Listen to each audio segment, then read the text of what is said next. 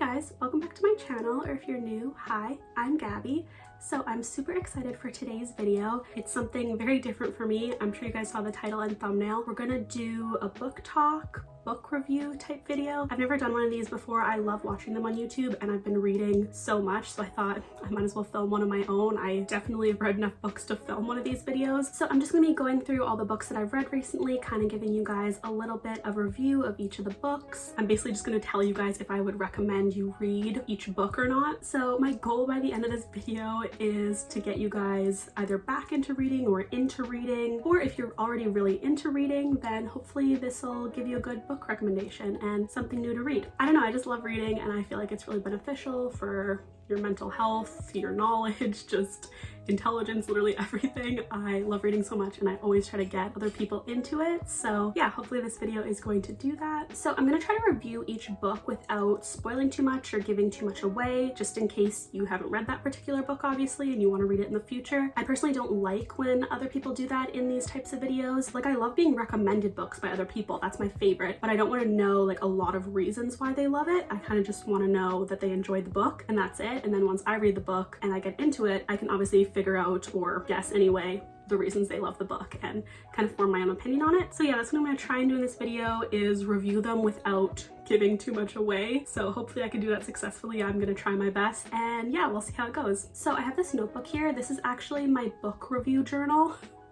Yes, I am that much of a nerd. Here's the thing, I've been reading so much and I was starting to forget what I was reading, if that makes any sense. I tend to have a pretty good memory, but I was still finding I was like forgetting my thoughts on books. Like, I'll always remember if I read a book or not. I'm not that bad, but as far as like why I liked it, I can never remember that. Basically, all I would remember about a certain book that I read like months ago or a year ago was if I enjoyed it and if I would recommend it. That was all I could remember. I didn't know why. So yeah, I wanted to start this just to kind of document all the books I've been reading and my thoughts on them. I just created my own like book review prompt and I really like it. I feel like it covers everything I need to about the book. I don't feel like I'm writing like a full-on essay or book report or something that I don't want to do, but I do feel like how I set it up really allows me to kind of reflect on the book and really form my own opinion on it. But why I'm mentioning it is if I'm ever looking down during this video or I'm just reading this, I'm just referring back to it just to make sure I don't forget anything really important. So yeah, don't mind that. But yeah, if you read a lot of books, I would definitely recommend doing this. I would say a tip with this is after I finish a book,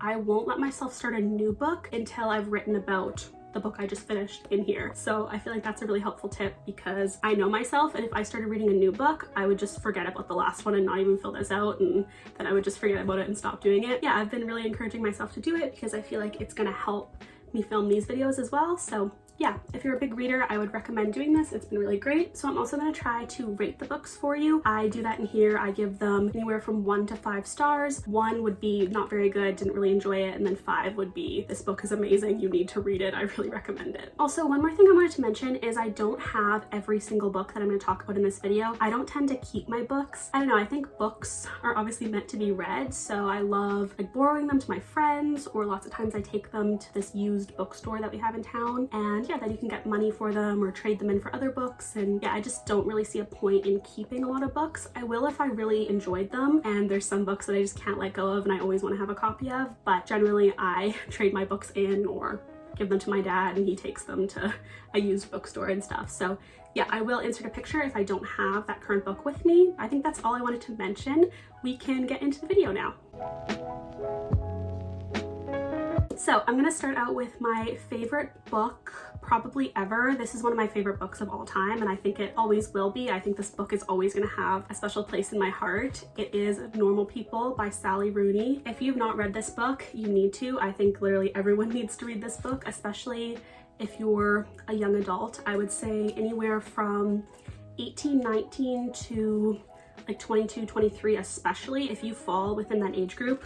I think you really need to read this book. I think it's a very important book and it's so unique. This book is so different from other books I've read, and I just think it's so well done and there's nothing else like it. I can't find another book that I've read that compares to this in like how real and raw and original it is. So a little bit about this book, it follows Connell and Mary Ann. They're the two main characters. I really like how they focus on each of them and one character isn't really more prominent than the other, if that makes sense. So this book starts when they are seniors in high school. They go to the same high school, and then it follows them to college, and it just talks about their life and everything they go through during that period of time. I'm finding it really hard to articulate everything I want to mention about this book because I love it so much, and there's so much to talk about and kind of discuss within the plot of this book and everything it covers. I feel like I could do a whole video about this book and the series because it is a TV show, and I am watching it right now, which has been so amazing. I love it so much. It's so well done. You need to watch it if you haven't. I would recommend reading the book first, of course, but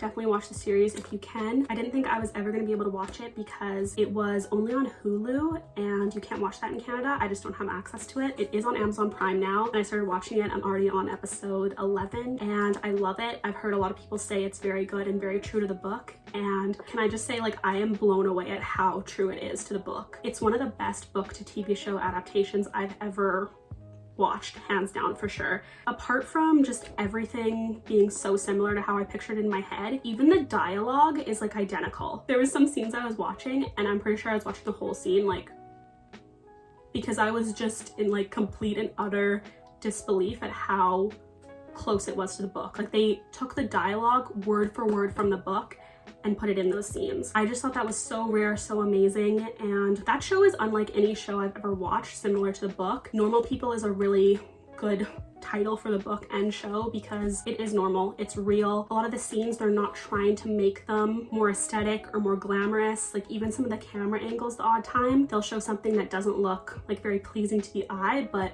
that's real life. Like, real life is not glamorous and perfect, and especially since this book talks a lot about relationships and just a lot of struggles that I feel like everyone goes through, young people especially, but this book covers so many topics, and that's one of the reasons I love it, is because all of the topics in this book I can relate to. And you know, when you read a romance book and you still enjoy it, but after you're like, okay, that doesn't happen in real life, that would never happen, things aren't like that.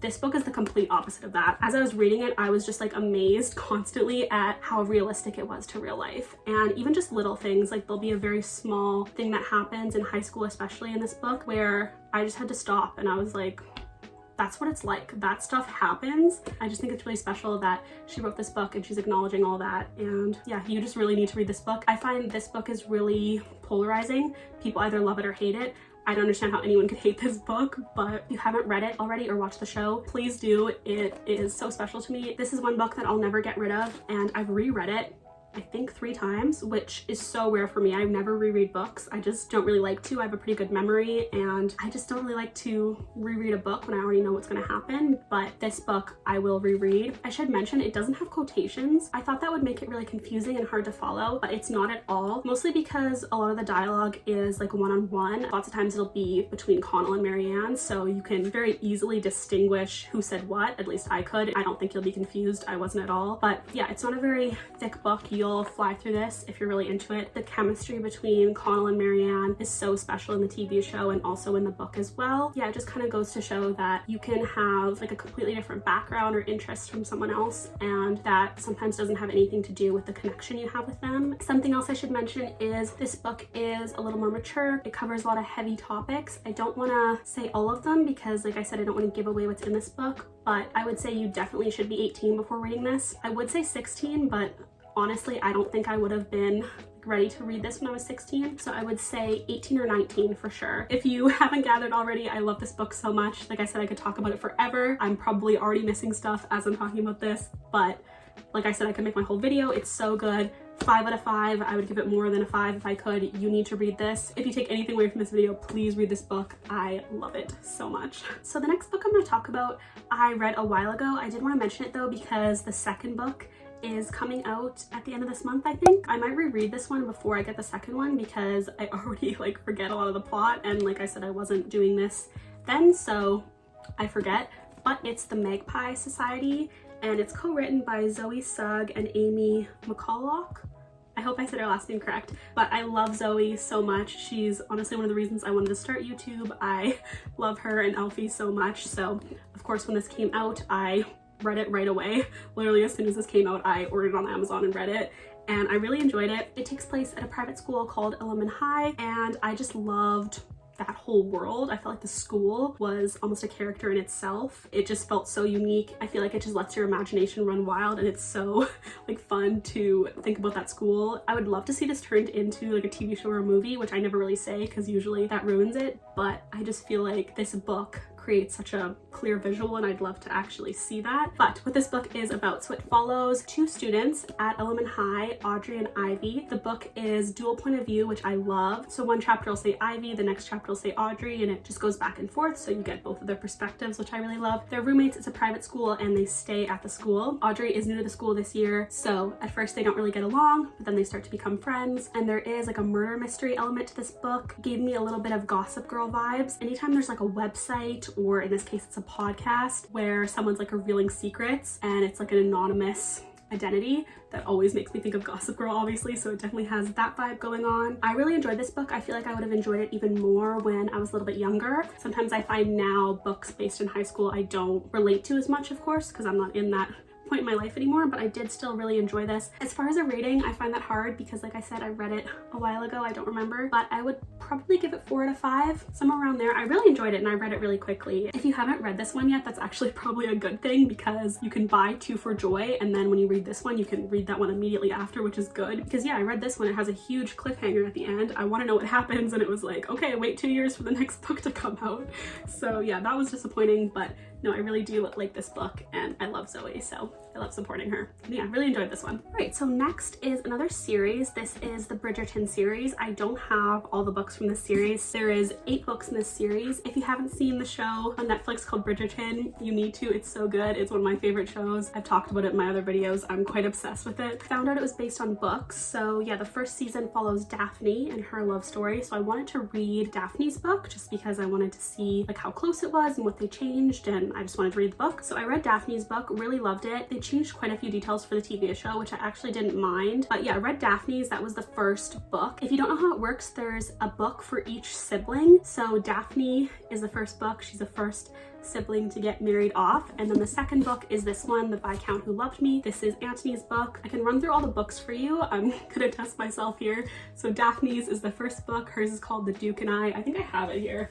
Yeah, I grabbed it from my mom's room. This is the first book, and it goes Antony, the Viscount Who Loved Me. Then it goes Benedict. His is called An Offer from a Gentleman. Then Collins is next. That one's called Romancing Mr. Bridgerton. Then it goes Eloise, which is To Sir Philip with Love. Then Francesca's is next, which is When He Was Wicked or When He Was Wicked. I'm not sure which one. And then it goes Hyacinth next. Hers is called It's in His Kiss. And then there's Gregory, which is the last one of the siblings, and his is called On the Way to the Wedding. My mom's reading Gregory's book right now. Yeah, those are all the books. Oh, there's also the epilogue too. I should mention that. There is an epilogue that's called The Bridgertons Happily Ever After. That one features all the second epilogues. So I guess when Julia Quinn originally wrote it, she just had one epilogue, and then she made second epilogues for each of the books. And I did get that one, like the epilogue, The Bridgerton Happily Ever After, because I didn't know if I'd already read them. But if you get these versions of the books, they do already feature the second epilogue. So yeah, as soon as I got it, I realized that I'd read all those, and I kind of skimmed through that. And then that one also features Violet Bridgerton's story. So I read that at the end because I was curious to read that. But yeah, I read all 8 of these books and the epilogue this summer. They were great books to read in the summer. I really loved them. I enjoyed all of them. They were so good. They're really romantic, really easy reads. They were just really enjoyable, and I really, really liked them. So yeah, if you loved Bridgerton and you were obsessed with that whole world like I was, you'll really love them. Julia Quinn's a really good author. I have a lot of love and respect for her. I hear a lot of people describe her as the contemporary Jane Austen, which is a very, very bold statement, but I would agree with that to a certain extent. Her books are very good. I love them because they're obviously focused in that time period, like the 1800s, but they still have a modern element to them. I don't know, the way she writes women, they still feel very modern. And yeah, I just loved all the love stories, and I love the whole Bridgerton family. I found it so unbelievable how she made each Bridgerton sibling child feel so likable, and I just love them all. If you're wondering, my favorites were Benedict's book and Hyacinth's. I don't know why, those were just my favorites. Oh, I kind of forgot to rate those books. I'm not gonna rate each one of them individually, we'd be here all day, but I'd say that whole series was 5 out of 5 for me. I loved those books. They were so good. I really enjoyed them and I really recommend that series. All right, the next book I'm going to talk about is a standalone. Actually, all the other books I'm going to talk about next are standalones. I'm done talking about series, but this one is The Tattooist of Auschwitz. This was such a good read. I was going to say I really enjoyed this book, but I don't know if that's the best way to describe it. This was hard to read, but it was good. Like, it was a very, very well written book. I think it's a very important book for people to read. If you love historical fiction, you would really like this book, and I do think it's worth reading. It was difficult to read just because of what it talks about, the plot. So this takes place during World War II, the Holocaust. It follows Lev. He ends up in Auschwitz, and somehow the guards take a liking to him, mostly just because he speaks Russian, I believe. He speaks German and Russian, I think.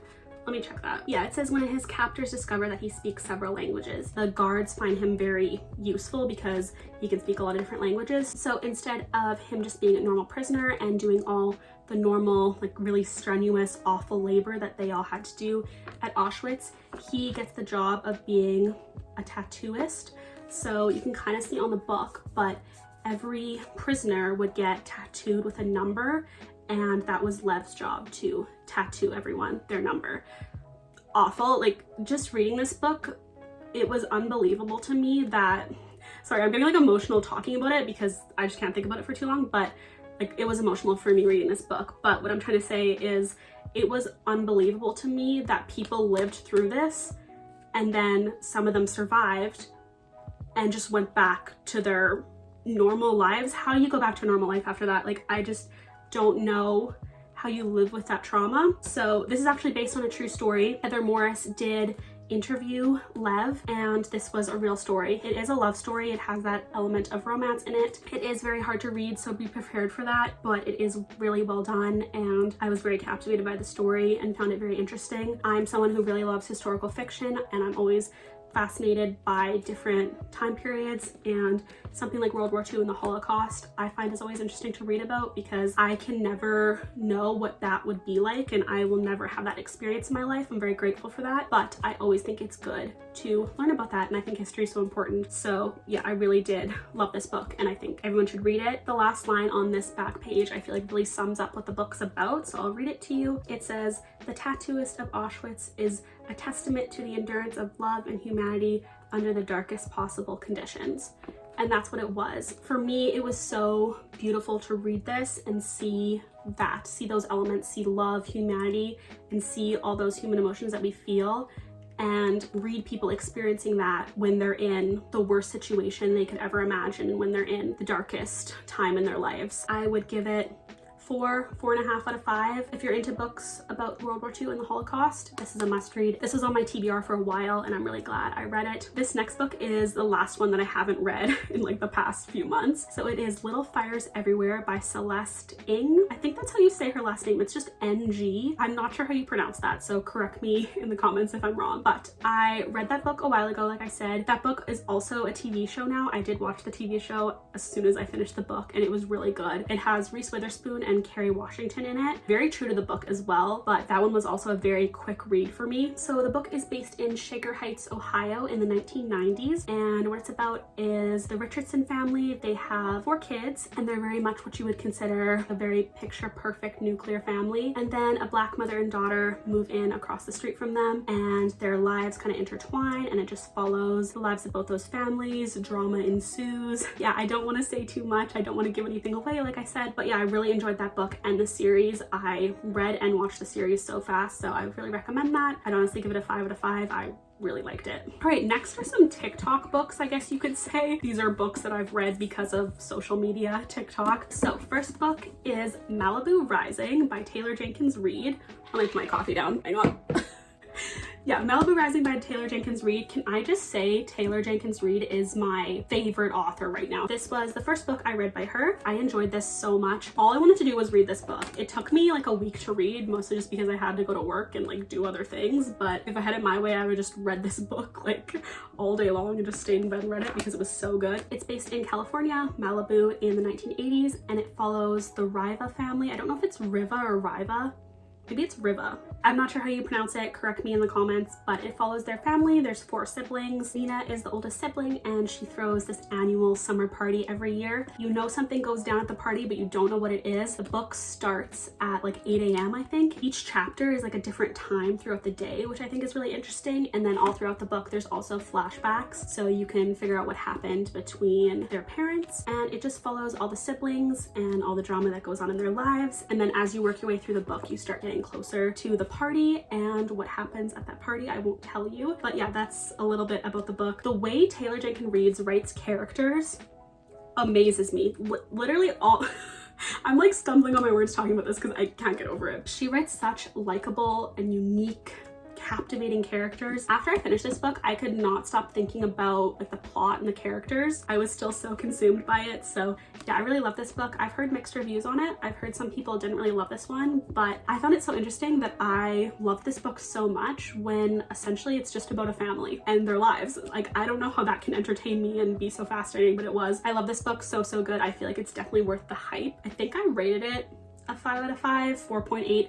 I don't know. I have a hard time giving books 5 out of 5 just because I'm like, is it like one of the best books I've read? I don't know. I just remember being so sad when this was over and I want like a second book. I want to know how this family is doing and how all the siblings are. I just loved it so much. So yeah, if you need to get back into reading, read this book. So good. And the next book is It Ends With Us by Colleen Hoover. This doesn't even need an introduction. I feel like you're gonna know what this book is if you have been anywhere on book TikTok, even on social media. This book is so popular and I feel like every young girl has read it. Like I said, I don't like going into books with not even high expectations. I don't like going into books with any expectations. This book is very hyped up though, and I've been hearing so much about it. So yeah, I couldn't really shake that. I did go into this book expecting it to be good. It did live up to that. I really enjoyed this book. I think I read it in like 2 days. Similar to Malibu Rising, I probably would have read it in a day if I didn't have to like go to work and do things. But yeah, I really enjoyed this and do think it was worth hype, and I understand why everyone talks about it. So this is a romance book. The main character, her name is Lily, and it just follows her life and her relationships. And yeah, I don't want to say much more, but kind of words I have to describe this book. It's very real, honest, addicting, compelling, emotional, heartbreaking. You might cry while reading this book. It's pretty emotional. It does deal with some pretty mature, serious subjects, so I might do a bit of a trigger warning. If any type of abuse is triggering for you, I would avoid this book. I do think it's written about in a very raw and real, but still tasteful way. I don't know, I feel like this doesn't glamorize abuse at all, which I think is really important, and the end has a really good message. When you figure out why this book is called It Ends With Us,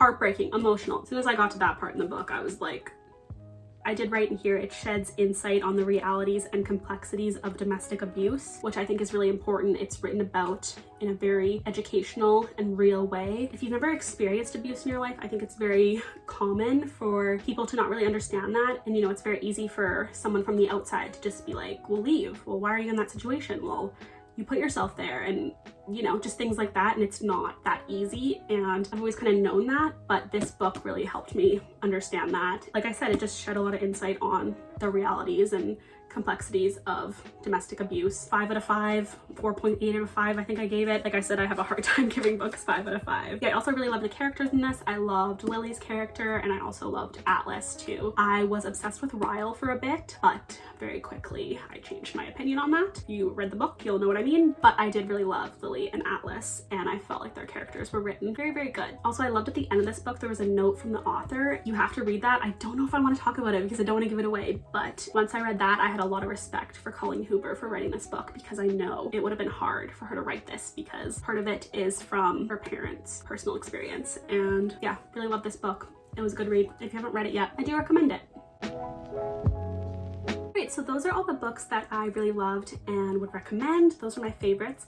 I'm gonna move on to the books that I'm kind of neutral on, the ones that I kind of liked, could see why other people liked them, but also wouldn't really recommend. So the first one in that category is this one. It's Where the Crawdads Sing by Delia Owens. So I got this book because a lot of people were recommending it. I was literally in Indigo looking at books, and I picked this one up. As I was reading the back, one of the staff members like came up to me and she was like, oh my gosh, that book is so good. The ending is such a big plot twist. It completely shocked me. I did not see it coming. It was so good. I really enjoyed it. Like, she was just going on. I was like, okay, like maybe I should get it, it sounds good. And then I put it back on the shelf. Sometimes I do that when I'm book shopping. I'll read one, I'll be like, oh, that sounds okay, I'll put it back, I'll kind of browse around more, and then sometimes I go back and end up getting it. So I picked it up again and looked at it, and another staff member, like a different person, came up and was like, oh my gosh, that book is so good. Basically said the same thing, and I was like, okay, well, like I gotta get it. Bought it for that reason, and I do know like a lot of people love this book and recommend it. I didn't really like this book. I was wanting to like it so bad. I was trying so hard to like this book. I just didn't get the hype. It's gonna be a movie, which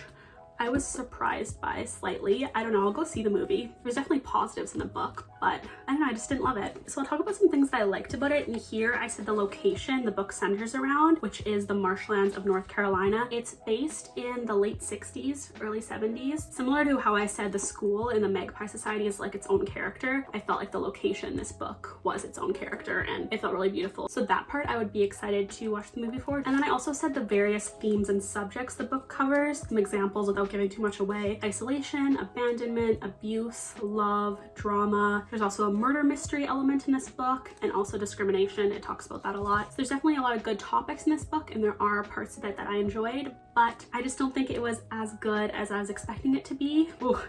Yeah, I gave it a 1.5 out of 5 stars. I should also mention a couple trigger warnings for this. I have abuse, profanity, there's a fair amount of swearing, racial slurs, if that bothers you. I mean, it bothers me too, but if you don't like reading about that and you can't stand it at all, then you might not like this. Violence, alcoholism, and sex. All of that is in this book. I guess the main reason I didn't like this was I went into it with that expectation that the ending was going to be like a huge plot twist, and the murder mystery aspect of it I thought would surprise me. I thought I was not going to guess who it was. The whole book I was like, maybe this person has motive, maybe this person did it. You know, in murder mysteries when you're always trying to figure out who it was, and then at the end it's always the best if you're like completely shocked and you're like, oh, I didn't suspect that person at all. That didn't happen with this. I read the ending and I was like,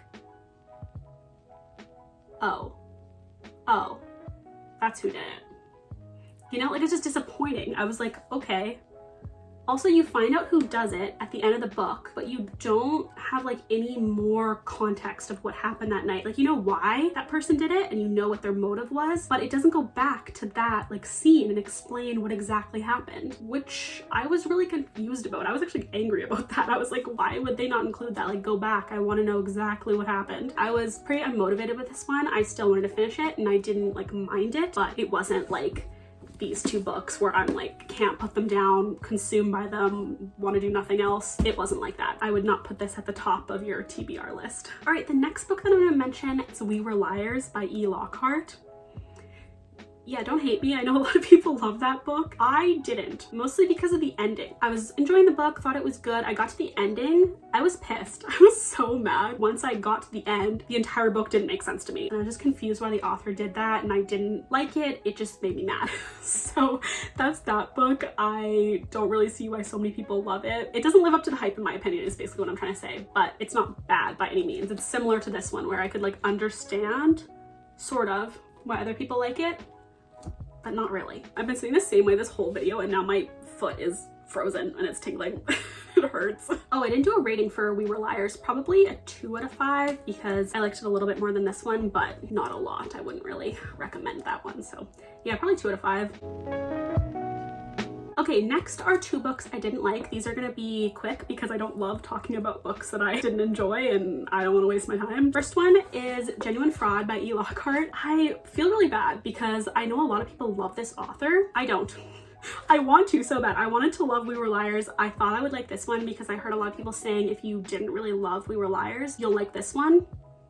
I really didn't like this book. Like, I mean, really didn't like it. It's a really short book. Like, it's very small. It took me a long time to read. It wasn't really like a page turner for me. I felt like the type of story it should have been. It also is exactly like another book and movie. I don't know that I want to say because it's just going to give away the plot. You'll probably know what book and movie I'm talking about if you read this, and it is mentioned at the end. She does mention that that book was like inspiration. To me, it was a little more than inspiration, and like too many things were similar to that book, and I love that book. So this one I just felt like, I don't don't want to say copied it, but she just took way too much inspiration from it in my opinion. I also didn't get connected to any of the characters in this book, which is pretty problematic for me. Like if I don't love any of the characters and I'm not like rooting for them, or I don't find them likable in any way, I'm just not gonna enjoy the book, right? Because that's why you love stories, is because you love the characters. And if I get attached to a certain character, that's what makes the book really like captivating for me. So that didn't happen in this book. I actually hated like all the characters, so that made it really difficult to read as well. I mean, I think it was supposed to be written like that. I don't think the characters were supposed to be likable, but I just didn't really understand why she did that, because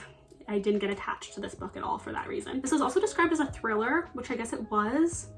I didn't find it very thrilling. I feel like I'm just shitting on this book, but I really didn't like it, if you can't tell. Oh, I should mention this. It was written completely in reverse. I'll kind of explain the written in reverse. I said, found this a little too confusing. I usually like when books have flashbacks, but the entire story being told in reverse was hard to wrap your head around a lot of the times, and I don't feel like it helped the story in any way. That's a good point. I don't feel like it really added anything to the story. It just confused me. It got better the further you got into it because things started to make more sense, but I never want to be confused right away when I start reading a book. That's important. Like I read the first chapter and I was like, what the hell is going on? And like, I don't really like that. I just find that kind of discouraging. I don't know. Sometimes if it's written in a good way, I'll be like, oh, I want to find out what happens. But for some reason, when I was reading this book, I was just like, I'm confused and I'm angry, I'm confused. And then I said I would also get confused about the timeline of everything and forget details in the plot I read at the beginning of the book. And then I also said I would be curious to read the book where the chapters are in chronological order, because I feel like I might have liked it more. Yeah, I just didn't like the characters, didn't like how it was written in reverse, didn't really like the plot, because as soon as you finish reading it, if you've read the particular book that it's inspired by, you'll be like, that was the exact same thing. It also took me a really long time to read. Like I said, this is very thin. It took me like 2 weeks to read, so yeah, that's not good. All right, and then the last book is Stranger in the Lake by Kimberly Belle. I hadn't heard anything about this book. I just picked it up in Indigo and read the back, and it sounded like it would be good. It sounded really interesting, really like gripping. I read it in between my Bridgerton books because like I said, I was reading those in the summer, and I can't remember which one I was on, but I just felt like I needed a bit of a break from that series and just wanted to read something else. So I read this. When I was reading this, I immediately missed the Bridgerton series, and I was like, why did I stop reading those? I did not like this one. I just didn't really like anything about it, if I'm gonna be honest. It sounded so interesting, and I feel like the plot had so much potential, but I just don't like the way it was written. It was like a murder mystery, and similar to Where the Crawdads Sing. The whole time I was like, maybe this person has motive. Like I was really trying to figure out who did it. But then once I got to the part where all of that was unraveling, I just wasn't happy with any of it, and I didn't love a lot of the characters. I didn't really like how it was written. There was a lot of profanity, like a lot of swearing in this book, and I don't really feel like it was necessary. It just didn't really make sense, and it wasn't consistent either. So I'd be reading and then all of a sudden there'd just be like some swears, and I'd be like, what is going on? Like, why is it written like that? I don't know. It was just weird to me. I wasn't like so uninterested that I was gonna put it down. I still wanted to know who did it, like who committed the murder. So that's why I finished this book. I just didn't really like much of anything about it. Oh, that sounds awful. I feel bad not saying anything good about it, but I just don't recommend it. Don't read this one. So those are all the books I have to talk about today. Hopefully you guys found that helpful or entertaining. Like I said, I'm new to this type of video, so let me know if you guys want me to change anything regarding like the format of this video, or just anything I can do differently to review the books. Comment down below anything you want. I would love to start a conversation in the comment section. So tell me if you've read these books, your thoughts on them. Let me know what's on your TBR. Literally anything book related I will be open to and appreciate. And other than that, I will see you guys in my next video. Bye. I'm